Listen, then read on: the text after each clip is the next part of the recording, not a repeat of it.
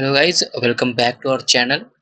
तो अब हम पढ़ने जा रहे हैं आज फर्स्ट सेमेस्टर का सेकेंड यूनिट फिजिकल केमिस्ट्री में, जो कि है लिक्विड स्टेट। तो हम स्टार्ट करेंगे नेचर ऑफ लिक्विड से, right. So nature of liquid मैंने आपके लिए यहाँ पे सारे नोट्स पहले से ही लिख दिया, ताकि आपका टाइम जो है, अगर आप एग्जाम टाइम पे देख रहे हैं तो आपका टाइम वेस्ट नहीं होगा और आप सीधा स्क्रीनशॉट ले सकते हैं, जिससे कि आप बाद में नोट्स बना सकते हैं। ठीक है, तो स्टार्ट करते हैं नेचर ऑफ लिक्विड स्टेट से। So, state of matter in which thermal forces and intermolecular forces both are present in significant amount called as liquid state। होता क्या है इस केस में? लिक्विड अभी हमने काफ़ी स्टार्टिंग क्लासेस से लाइक 7th 9th से ही हमने पढ़ना स्टार्ट कर दिया था स्टेट्स ऑफ मैटर, राइट। इसमें हमने 3 स्टेट्स पढ़ी हैं, गैसेस, लिक्विड एंड सॉलिड। ठीक है, तो हमें पता है कि जो लिक्विड होता है ये गैसियस और सॉलिड स्टेट के बीच की एक स्टेट होती है। ठीक है, अगर आप गैसियस से किसी अ, किसी भी लाइक जैसे कि एग्जांपल के लिए हम ले लेते हैं वाटर को, वाटर वेपर जो होती हैं गैसियस फॉर्म में होती हैं। अगर आप उनको कूल डाउन करते हो तो वो लिक्विड फॉर्म में आती हैं, और अगर आप उन्हें और कूल करते हो तो वो सॉलिड में ट्रांसफॉर्म हो जाती हैं, राइट। इस तरीके से कोई भी मैटर करीब 3 स्टेजेस से होकर गुजरता है, जो कि लिक्विड व सॉलिड और गैसेस हैं। मोस्ट ऑफ द केसेस में ऐसा ही होता है, कुछ केसेस में ऐसा नहीं भी होता है। ठीक है, तो वो एक्सेप्शनल केस होते हैं, राइट। तो हम समझ गए कि लिक्विड स्टेट जो है एक बीच की स्टेट है, जिसमें क्या होता है, थर्मल फोर्सेस जो मॉलिक्यूल्स होते हैं। फॉर एग्जांपल हमारे पास कुछ, अगर हम लैटिस लेके चलते हैं तो कुछ इस तरीके की लैटिस होती है। ठीक है, मैं ड्रॉ करता हूँ आपके लिए। तो इस लैटिस में है ना, लाइक यहाँ पे मॉलिक्यूल है, यहाँ पे मॉलिक्यूल है, यहाँ पे मॉलिक्यूल एटम्स हैं फॉर एग्जांपल। ठीक है, तो ये जो होते हैं इनके पास एक बैलेंस्ड अमाउंट में थर्मल फोर्सेस और इंटरमॉलिक्यूलर फोर्सेस होते हैं। ठीक है, थर्मल फोर्सेस क्या, थर्मल एनर्जीज होती हैं जो इंटरमॉलिक्यूलर फोर्स को रेजिस्ट करती है, राइट। भाई इंटरमॉलिक्यूलर फोर्स सॉलिड्स में हमें पता है सबसे ज़्यादा होते हैं और गैसेस में सबसे कम, इसीलिए सॉलिड में जो एटम्स होते हैं वो पास पास बाइंड रहते हैं due to strong intermolecular forces. और वही गैसेस फेज में यही इंटरमॉलिक्यूलर फोर्सेस वीक हो जाते हैं। क्यों वीक हो जाते हैं? क्योंकि उनमें थर्मल फोर्सेस या थर्मल एनर्जी उन मॉलिक्यूल्स की ज़्यादा हो जाती है, तो ये एटम्स जो है दूर दूर चले जाते हैं, ठीक है, अपार्ट हो जाते हैं। बट लिक्विड जो कि गैसेस और सॉलिड के बीच का केस है, तो इस केस में ये दोनों ही फोर्सेस, इंटरमॉलिक्यूलर फोर्सेस और थर्मल फोर्सेस, एक बैलेंस्ड अमाउंट में रहते हैं। ठीक है, एक सिग्निफिकेंट अमाउंट में प्रेजेंट रहते हैं, जिससे कि ना वो इतना दूर जा पाते हैं कि वो गैसेस फॉर्म में आ जाए, और ना वो एटम्स इतनी पास रह पाते हैं कि वो सॉलिड फॉर्मेशन करें, राइट। तो ये एक बीच की स्टेट हो जाती है, जिसे हम लिक्विड स्टेट कहते हैं। आगे देख लेते हैं। आगे मैंने आपके लिए जो मैंने अभी ये बात आपको समझाई है वही लिखी हुई है कि liquid state can be obtained by cooling down a gas at higher pressures. ठीक है, अगर हम प्रेशर, किसी गैस के प्रेशर को हाई रखते हैं, ठीक है, ये कंडीशन होती है high pressure at low temperature, तो वो जो गैस होगी वो लिक्विड स्टेट में आ जाएगी। ठीक है, this high pressure and low temperature condition were used to decrease the thermal energies of molecules and increase the force of attraction. होता क्या है, इसका रीजन क्या है कि हाई प्रेशर पर और टेम्परेचर डिक्रीज करने पर गैसेस लिक्विड स्टेट में आ जाती हैं। ऐसा इसलिए होता है कि जो उनकी थर्मल एनर्जी होती है वो डिक्रीज कर जाती है। ठीक है, मॉलिक्यूल्स जब थर्मल एनर्जी डिक्रीज हो जाती है तो उनके बीच का जो फोर्स ऑफ अट्रैक्शन है वो पास में आ जाते हैं, तो उनके बीच का जो फोर्स ऑफ अट्रैक्शन है वो इंटरमोलिकुलर फोर्स इंक्रीज कर जाता है, और इसकी वजह से वो सॉलिड मतलब गैसेस से लिक्विड स्टेट में आ जाती हैं। ठीक है, क्योंकि उनके एटम्स इस बार पास पास आ जाते हैं, राइट। ऐसे ही अल्टरनेटिवली हम क्या कर सकते हैं, we can use solids by heating them up. ठीक है, इस बार क्या कर रहे हैं, हम उन्हें हीट कर रहे हैं टू मेक देम लिक्विड। ठीक है, हीट करने से होगा क्या, solid molecules have stronger forces of attraction, जैसे कि हम जानते हैं। So we need to lower that attraction forces. अब हम क्या करते हैं, हम सॉलिड्स को मेल्ट करते हैं, हीट करते हैं उनको, कि उनके बीच की जो स्ट्रॉन्ग अट्रैक्शन था, अब जब हम इन्हें हीट करेंगे तो उनका जो थर्मल एनर्जी है, जो थर्मल फोर्सेस हैं, वो तो बढ़ ही जाएंगी ना। तो वो थर्मल फोर्स जो थर्मल फोर्सेस होंगी वो उस स्ट्रॉन्ग अट्रैक्शन को, जो अभी तक था उन एटम्स के बीच में इंटरमॉलिक्यूलर अट्रैक्शन, उसको वो डिक्रीज कर देंगी, राइट। तो इस तरीके से क्या होगा, हमारे पास वो जो लैटिस होगी वो मेल्ट हो जाएगी, और इस तरीके से लिक्विड का फॉर्मेशन सॉलिड से हो जाता है। Got it. तो अब हम जानना है कि लिक्विड क्या है, कैसा उसका नेचर है, कैसे वो फॉर्मेशन होता है किसी भी लिक्विड का। अब हम बढ़ेंगे अपने नेक्स्ट टॉपिक पे, that is physical properties of liquid. जो हमारे इस यूनिट का मेन पोर्शन है वो ये है, physical properties of liquid, right. तो फिजिकल प्रॉपर्टीज क्या क्या हो सकती हैं लिक्विड की, जो हम डिस्कस करने वाले हैं इस यूनिट में, वो है वेपर प्रेशर, दूसरा सरफेस टेंशन, फिर है विस्कोसिटी। ठीक है, हम एकदम सीक्वेंस में चलेंगे। पहले हम वेपर प्रेशर डिस्कस कर लेते हैं। So what is a vapour pressure? When evaporation, it's a process, okay, and condensation are in a dynamic equilibrium, then the pressure applied by the vapor molecule called vapor pressure। ठीक है, इसे समझते हैं। दो process होती हैं अगर आपको पता होंगे तो, एक इवापोरेशन और एक कंडेंसेशन की। इवापोरेशन और कंडेंसेशन में कह सकता हूँ कि आप लोगों ने देखा ही होगा। कैसे देखा है मैं आपको समझाने का ट्राई करूंगा नीचे बना के। फॉर एग्जाम्पल यहाँ पे एक हम ऐसा एक पॉट ले लेते हैं। Water is the simplest example for this topic to understand. Let यहाँ पे एक बर्नर है ऐसा, ठीक है, यहाँ पे कोई बर्नर से जल रहा है, यहाँ पे वाटर फिल्ड है। तो अब क्या होगा, यहाँ से जब आप इसको हीट दे रहे हैं, यहाँ से हीट दे रहे हैं, तो लेट मी, यहाँ से कुछ ड्रॉप्स जो सरफेस पे हैं, सबसे ज्यादा उनके पास हाईएस्ट थर्मल एनर्जी होगी। जो जो ड्रॉप्स सरफेस पर है, वो कहाँ से आई है? वो ड्रॉप्स वो हैं जो यहाँ पे एकदम एकदम तली पे थी, ठीक है। अब उनको इस हीट से, इस फ्लेम से एनर्जी मिलती है, और वो उनके पास हाईएस्ट थर्मल एनर्जी हो जाती है, तो वो सीधा शूट अप करती हैं, ऊपर पहुंचती हैं, वो सरफेस पे आ जाती हैं। और उनको अब और अधिक, जब और थोड़ा सा ज्यादा एनर्जी मिलता है, तो एज अ वेपर ऊपर एटमॉस्फेयर में जाने लगती है। ठीक है, वो यहाँ पर ऐसे कलेक्ट होती है, यहाँ पे कलेक्ट होने लगती है। This is the evaporation process. ठीक है, दिस इज इवापोरेशन प्रोसेस। दूसरी चीज, अब क्या होता है, वो जैसे ही थोड़ा सा एटमॉस्फेयर में ऊपर बढ़ती हैं, तो यहाँ पर उनका टेम्परेचर, यहाँ पे आने के बाद उनका टेम्परेचर डिक्रीज करता है, राइट, डिक्रीज करने लगता है। इसकी वजह से क्या होता है, वो कंडेंस होती है। कंडेंस माने वो अपनी वेपर फॉर्म से फिर से लिक्विड फॉर्म में आती है, और जैसे वो लिक्विड फॉर्म में आती है, वो फिर से यहाँ पे स्पॉट में आके कलेक्ट होने लगती है, राइट। तो ये दो प्रोसेस है, इवापोरेशन की और कंडेंसेशन की। और कंडेंसेशन का क्लियरली दिखा होगा, अगर आप एक लाइक ऐसा कोई पॉट है, उसके ऊपर अगर आप कोई एक प्लेट ऐसा रख देते हो, अगर कोई प्लेट आधे ढक देते हो, तो आप देखोगे कि उस प्लेट के ऊपर वो ड्रॉपलेट्स कलेक्ट हो जाती है, राइट। तो वो क्या है, वो कंडेंसेशन का ही जो होता है रिजल्ट होता है। तो अब क्या होता है, जब इवापोरेशन और ये जो प्रोसेस हो रही है कंडेंसेशन की, इन दोनों प्रोसेस के बीच में एक डायनामिक इक्विलिब्रियम बन जाता है, राइट, एक इक्विलिब्रियम स्टेब्लिश हो जाता है। तो अब उस टाइम पे जो वेपर, फिर भी भाई, क्योंकि एक साथ वो इवापोरेशन हो रहा है, एक साथ कंडेंसेशन हो रहा है, तो फिर भी कुछ तो वेपर जो है वो इस एटमॉस्फेयर में बीच में रहेगी। वो वेपर, वो जो लिक्विड की वेपर है, उसे ही हम कहते हैं वेपर प्रेशर। ठीक है, so then the pressure applied by the vapor molecules जो एटमॉस्फेयर में है, वो vapour molecules called vapor pressure। so this is the vapor pressure। ठीक है, समझ में आया?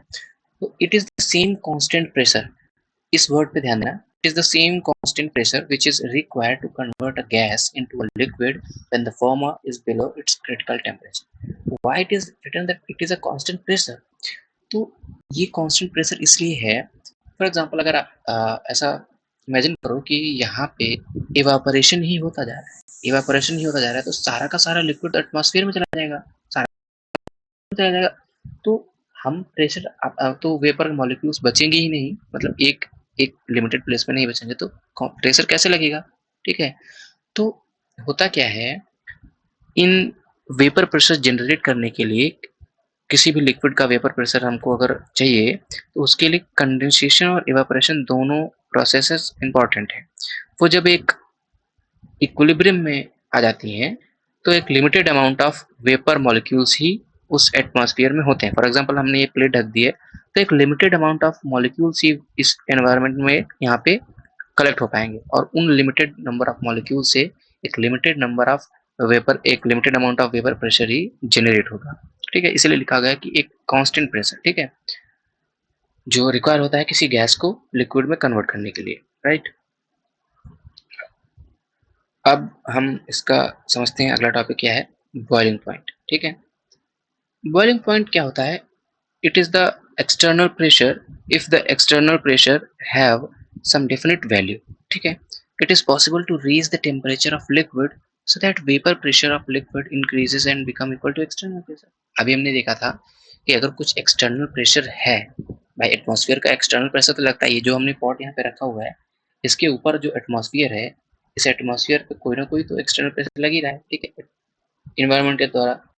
तो होता क्या है, if the external pressure have same some definite value, it is possible to raise the temperature of liquid so that vapor pressure of liquid increases and become equal to external pressure।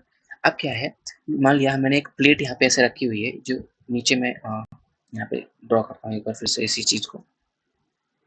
For example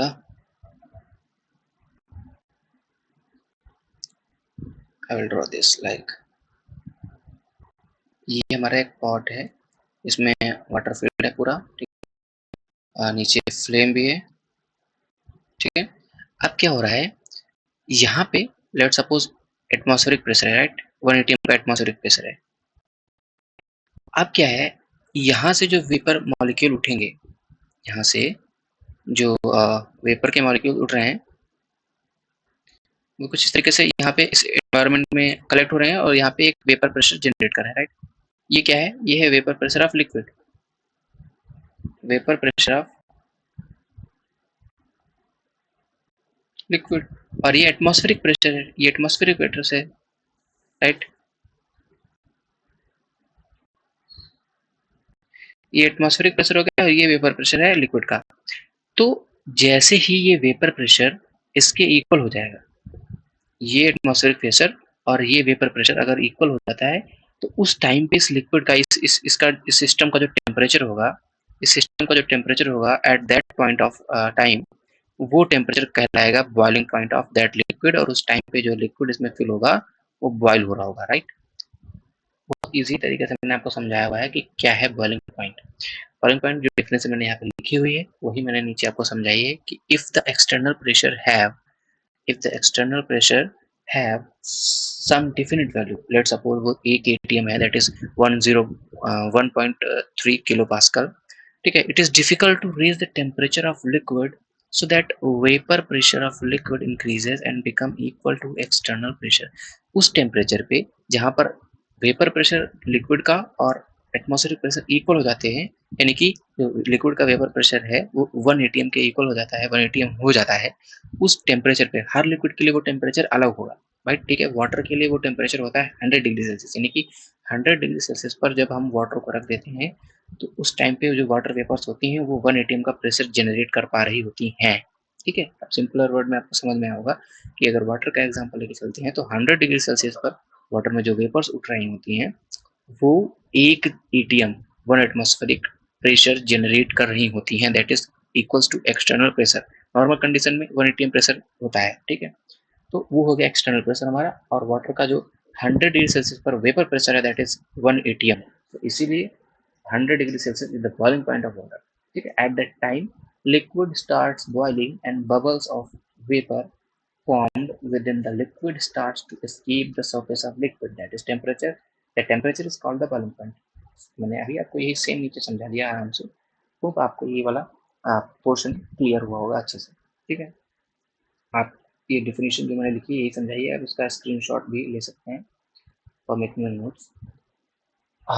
next topic पे बढ़ेंगे, that is factor affecting boiling point and vapour pressure, ठीक है। कौन कौन से factor boiling point को और vapour pressure को इफेक्ट करते हैं और कैसे इफेक्ट करते हैं, ठीक है।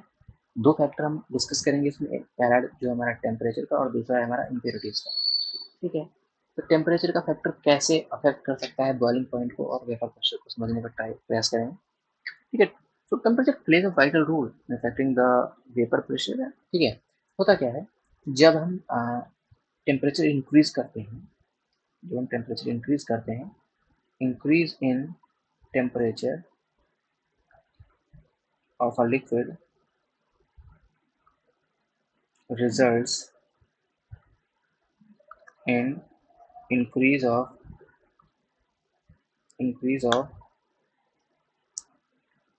thermal average thermal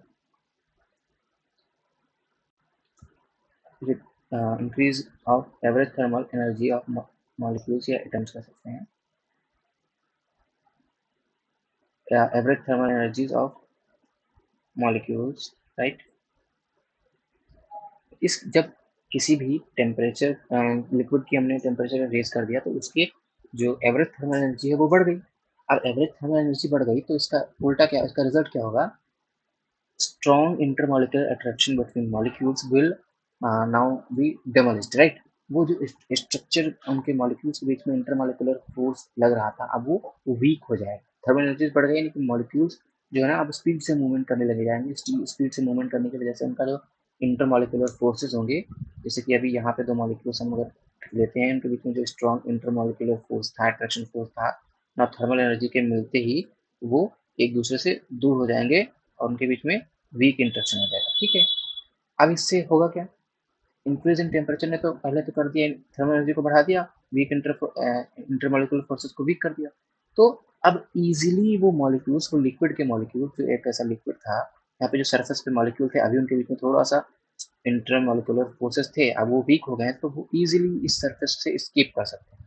यानी कि क्या होगा, नाउ वेपर मतलब वेपर्स बढ़ जाएंगी, उस लिक्विड की वेपर्स बढ़ जाएंगी, यानी कि उसका वेपर प्रेशर बढ़ जाएगा। तो वेपर प्रेशर पर क्या इफेक्ट होगा, टेम्परेचर इंक्रीज करने से वेपर प्रेशर इंक्रीज कर जाएगा। ठीक है, vapour pressure increases with increase in the temperature. तो इससे हम रिजल्ट क्या निकाल सकते हैं, लिख सकते हैं, सो vapour pressure increases with increase in temperature, right.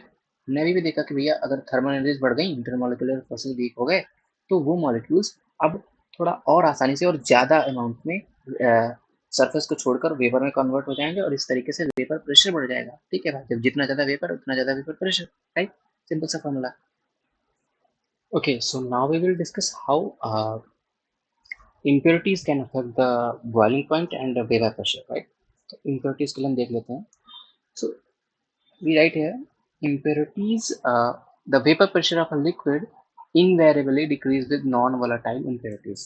ठीक है, मैं ये सेंटेंस लिख देता हूँ आपके लिए, फिर मैं बताता समझाता हूँ अच्छे से। तो ऐसा क्यों होता है कि जो है वेपर प्रेशर डिक्रीज कर जाता है with increase in impurities, right. तो हम फिर से एक बार वही आपको मैं बना के दिखाता हूँ किस तरीके से हो रहा है सारा प्रोग्राम यहाँ पर, लाइक दिस। ये यहाँ पे एक ऐसा पॉट ले लेंगे, ठीक है। यहाँ पे मान लिया कोई लिक्विड फिल है जो वोलेटाइल है, ठीक है। ये भी प्योर लिक्विड है, यहाँ तक इसमें कुछ भी नहीं मिलाया गया है।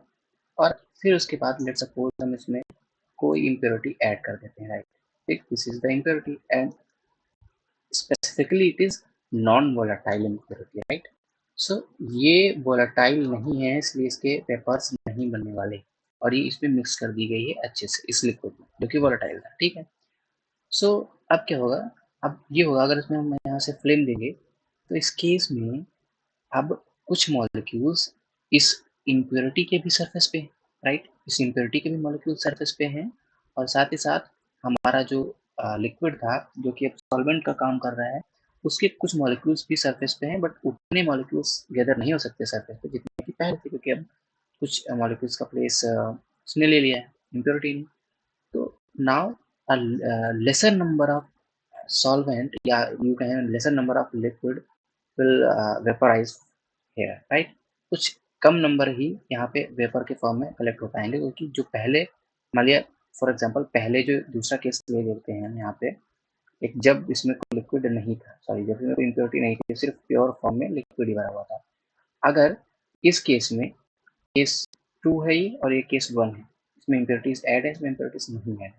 तो इस केस में अगर हम इसको हीट करते यहाँ से फ्लेम देते, मान लिया यहाँ पे 100 वेपर मॉलिक्यूल्स, ये नंबर ले रहा हूँ बट ठीक है, ऐसा आप जानते हैं प्रैक्टिकली ऐसा नहीं होता कि 100 वेपर मॉलिक्यूल्स ही हों, बट लेट सपोज यहाँ पे 100 वेपर मॉलिक्यूल्स कलेक्ट हो पा रहे थे, ठीक है। उनसे जो प्रेशर बनता दैट वुड बी डिफरेंट, और यहाँ पे लेट सपोज अब यहाँ पे 100 मॉलिक्यूल सरफेस पे नहीं है, यहाँ पे लेट सपोज 60 मॉलिक्यूल से कलेक्ट हो पा रहे हैं, तो यहाँ पे जो 60 मॉलिक्यूल्स हैं उसकी वजह से ये वेपर प्रेशर जनरेट होगा। तो क्लियरली हम देख सकते हैं कि ये वेपर प्रेशर ज़्यादा होगा और ये वेपर प्रेशर कम हो जाएगा, यानी कि यहाँ पे वेपर प्रेशर डिक्रीज कर गया है due to the non volatile impurity. Very clear, hope आपको ये समझ में आएगा क्यों हो रहा है। अच्छा, इससे बॉइलिंग पॉइंट पे क्या असर पड़ेगा, बॉइलिंग पॉइंट पे ये असर पड़ने वाला है कि पहले, जो कि हमें पता है बॉइलिंग पॉइंट की डेफिनेशन की, जब वेपर प्रेशर एटमॉस्फेरिक प्रेशर के, एक्सटर्नल प्रेशर के इक्वल हो जाता है, तो वो टेम्परेचर जो होता है वो बॉइलिंग पॉइंट होता है। तो लेट सपोज टेम्परेचर T1 पे ये 100 वेपर मॉलिक्यूल्स बना देता है, और सेम टेम्परेचर T1 पे ही ये 60 वेपर मॉलिक्यूल्स, ठीक है। दैट इज, समझ लो कि ये इसका प्रेशर है 60 पास्कल है फॉर एग्जांपल, हम ऐसा कोई एग्जैक्ट नहीं बताने, बट ये 60 पास्कल है, ये 100 पास्कल। तो अगर एक्सटर्नल प्रेशर 100 पास्कल होता, ठीक है, हाइपोथेटिकली अगर वो 100 पास्कल होता एक्सटर्नल प्रेशर, तो उस केस में क्या होता, ये अपने बॉइलिंग पॉइंट पे पहुंच गया होता होगा, और यहाँ पे ये बॉइलिंग पॉइंट होगा। पर ये अभी भी बॉयल नहीं होगा, टेम्परेचर T1 पर बॉयल नहीं होगा। क्यों? क्योंकि इसमें 60 पास्कल ही बन रहा है, और इसका हाइपोथेटिकल जो एक्सटर्नल प्रेशर था that is 100 pascal, right, and that is equal to this one, right. तो T1 पे ये बॉयल हो रहा है सेम लिक्विड, बट यहाँ पे नहीं हो रहा है, ठीक है। तो इस तरीके से हमने देखा कि how can non volatile impurities can affect the boiling point and vapour pressure of a liquid, ठीक है। तो अब हम देखेंगे हमारा next topic, that is Clausius-Clapeyron equation. काफ़ी इंपॉर्टेंट टॉपिक है, न्यूमेरिकल क्वेश्चन से, न्यूमेरिकल इससे काफ़ी अच्छे आते हैं एग्जाम में। तो what is Clausius-Clapeyron equation? So the quantitative relation between vapor pressure of liquid and temperature is given by Clapeyron equation, ठीक है। इसका हमें कोई डेरिवेशन नहीं करना है, ये हमारे जो सिलेबस में बस ऐसे ही दे दी गई कि दैट इज Clapeyron इक्वेशन, जो कि एक क्वांटिटेटिव रिलेशन है, that is a quantitative relation,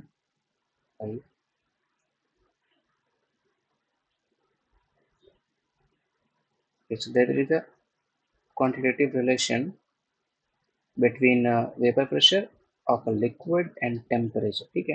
किसी भी लिक्विड के टेम्परेचर और वेपर प्रेशर में एक रिलेशन दिया था, क्लैपेरॉन ने, एक साइंटिस्ट थे, ठीक है।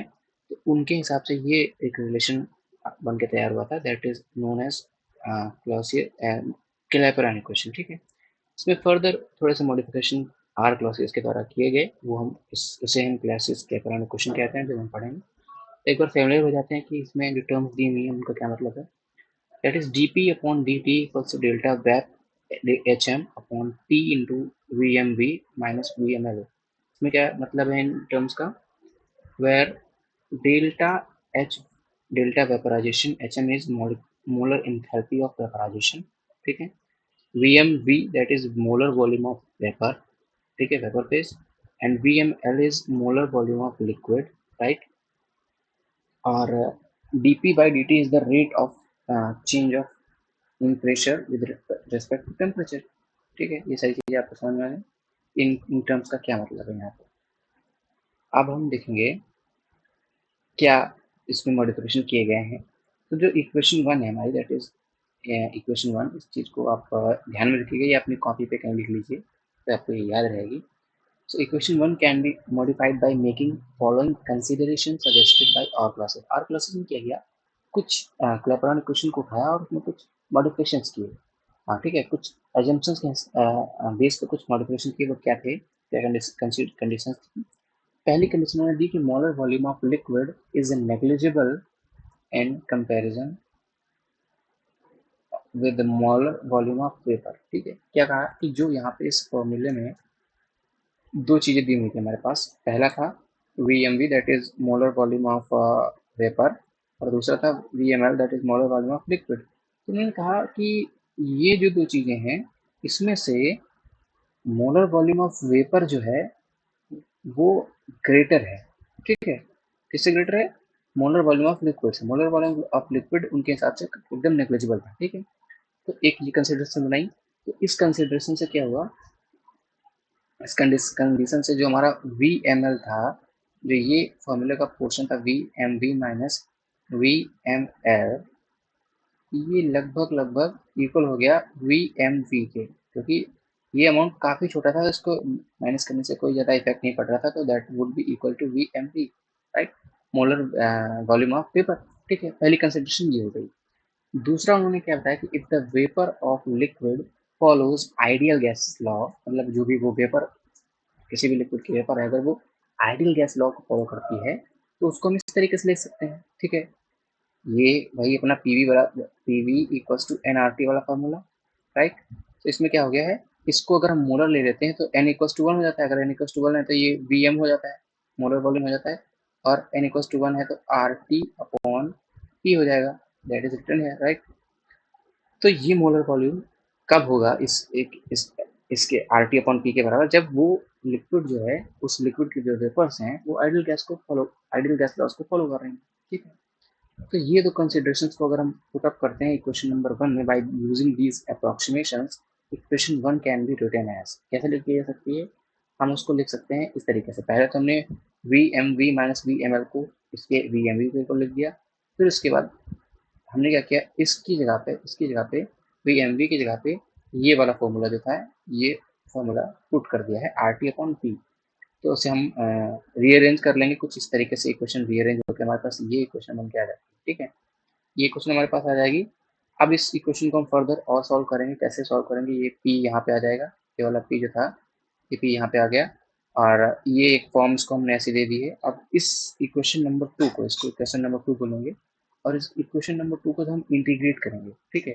इंटीग्रेट करने से हमारे पास क्या आ जाएगा, आपको बेसिक इंटीग्रेशन अगर आता होगा तो इस हिसाब से 1/p का इंटीग्रेशन ln p हो जाएगा, और 1/t स्क्वायर का जो इंटीग्रेशन रहता है वो -1/t होगा, माइनस यहाँ पे हमने देख लगा दिया है, दैट इज 1/t, और प्लस c जो कि इंटीग्रेशन कांस्टेंट है, that is integration constant, right.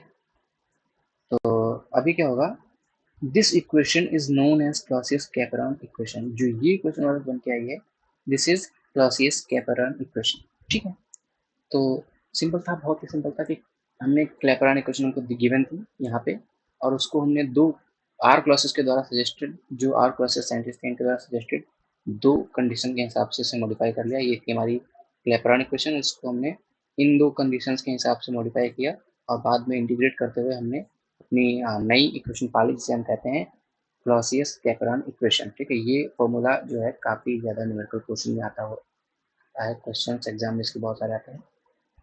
क्या क्वेश्चंस किस टाइप के आ सकते हैं, फॉर एग्जांपल वो हमें एक कुछ प्रेशर्स का और टेम्परेचर का डेटा दे देते हैं, किसी भी मतलब किसी भी लिक्विड के लिए प्रेशर और टेम्परेचर का एक करस्पॉन्डिंग डेटा दे देंगे, और फिर वो हमसे कहते हैं कि इसका एंथैल्पी ऑफ वेपराइजेशन निकालिए, मोलर एंथैल्पी ऑफ वेपराइजेशन, ठीक है। तो हम कैसे निकालेंगे, हमें एक LNP और पीक टेम्परेचर के बिटवीन एक ग्राफ प्लॉट करना है, और उस ग्राफ में जो स्ट्रेट लाइन हमारे पास आएगी उसकी जो स्लोप होगी that would be equals to minus delta vap HM upon R, ठीक है। ये क्या है, मोलर एंथैल्पी ऑफ वेपराइजेशन है, और upon R that is gas constant, ठीक है। इस गैस कांस्टेंट की वैल्यू आप सभी को पता होगी, दैट इज 8.31, राइट। सो इस कांस्टेंट की वैल्यू अगर हम पुट करते हैं तो ये तो कांस्टेंट है, और हम अगर हमें पूरे स्लोप की वैल्यू पता चल गई तो हम डेल्टा वेपराइजेशन HM निकाल सकते हैं इजीली, ठीक है। इस तरीके के क्वेश्चन काफ़ी एग्जाम में आते हैं। अब क्या होता है, इसका थोड़ा सा एक और यूज होता है, इस क्लॉसियस कैपेरॉन इक्वेशन का एक टाइप के क्वेश्चन और बनते हैं। तो क्या करते हैं, हम इसमें कोरिलेट करते हैं वेपर प्रेशर को डिफरेंट डिफरेंट टेम्परेचर्स पे, ठीक है। किसी एक ही लिक्विड के डिफरेंट डिफरेंट टेम्परेचर पर हम वेपर प्रेशर को कोरिलेट करते हैं। कैसे करते हैं कि we can integrate equation 2 by applying limits on, जो हमने इक्वेशन ऊपर इंटीग्रेट की थी अभी, इक्वेशन नंबर 2, ठीक है। इस इक्वेशन को हम अब क्या कर सकते हैं, अब लिमिट में इंटीग्रेट, ये वाली इक्वेशन हमने यहाँ पे विदाउट लिमिट का इंटीग्रेट की थी।